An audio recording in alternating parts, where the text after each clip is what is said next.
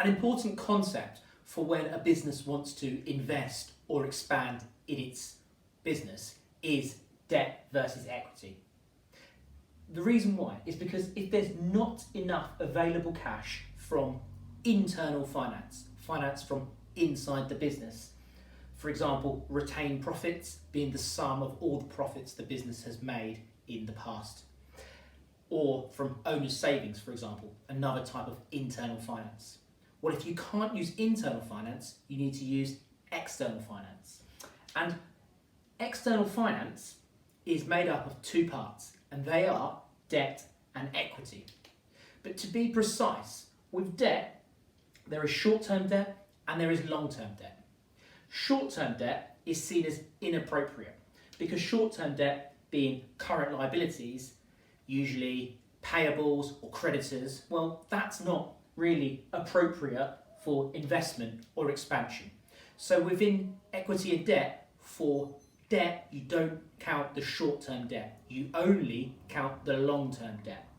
So debt, long-term debt. Examples of long-term debt would be loans from the bank loans, or mortgages. Mortgages being effectively loans on properties, for example. On the other side, we have equity. Equity is effectively all non-debt cash, so just everything that's not long-term debt. Examples of that would be share capital, being all the total capital that you've raised from shares. Now let's look at the disadvantages of both, because clearly the advantage of each is to be able to get cash in order to invest and expand in your business. The disadvantages of debt. Number one is that you have to pay interest payments. And if you make interest payments on that debt, being bank loans or a mortgage, for example, well, that's an expense and that's going to reduce your net profits. So your bottom line on the income statement, the net profits will be lower. And number two is interest rates change. Because some of these mortgages or bank loans may be based on variable interest rates. So as interest rates change, the amount of your interest payments will change.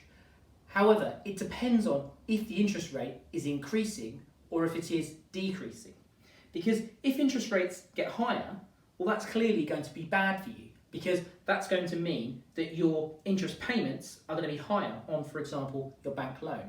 However, if interest rates are getting lower, well, that could be a good thing for you, because you're going to have to pay less to manage that debt. You'll have less interest payments, and that would lead to your net profits reducing by a lesser extent. On the other side, the disadvantages of equity. Well, number one is that when you issue shares, you're having to give up some control in your business. And if you give up too much control, being likely more than 50%, well, then you've lost decision making. And there's always a danger you lose decision making by issuing too much equity. And number two is you have to pay dividends on this equity, because you're going to have to pay dividends, being that cut of the profits, to shareholders for them investing in your business and giving you that cash through equity. And if you pay out dividends, well, that's going to reduce your retained profits. And if you reduce your retained profits, you are reducing the net worth of the business, because retained profits are on the bottom half of the statement of financial position, the balance sheet, and that will reduce that, therefore reducing the net worth of the business. If you are confused between the difference between retained profits and net profits and why it's a different thing that reduces, please check out my video on that. The card is up there right now. Okay, the last thing is, well, you've decided that you haven't got internal finance, therefore you need to use external finance, being debt or equity. But the next thing is, which do you use? Do you use debt or do you use equity? Well, here's 3 reasons that may sway your decision or maybe make the decision for you. Well, number one is it depends on what the interest rates are. Because if interest rates are high, well, then that's going to make debt more expensive and likely to push you to using equity.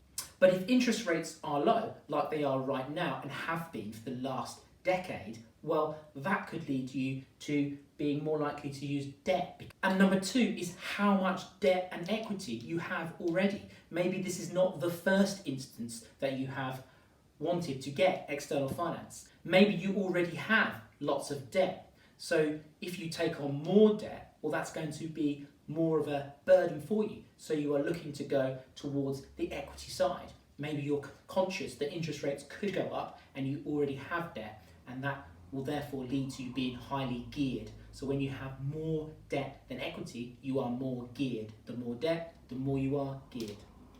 And number 3 is the time till you want to make this expansion or this investment. Because if you want to make the investment or expansion pretty quickly, well, usually businesses will use the debt side because you can get the loan and then get on doing that investment or that expansion. If you go through the equity side, well, there's usually more paperwork involved and it takes longer to secure that investment because the investors need to make sure that they are happy to invest in your business, and usually that just takes longer than if you go the debt route. So if you want to invest or expand as quickly as possible, then it may make sense to use the debt side. Most businesses do use the debt side in reality. I hope that helps with debt and equity, and you're ready to use these terms really succinctly and effectively in those longer answer questions to make sure that you absolutely smash that exam. Good luck. And if you like this video, please subscribe, click the button right there.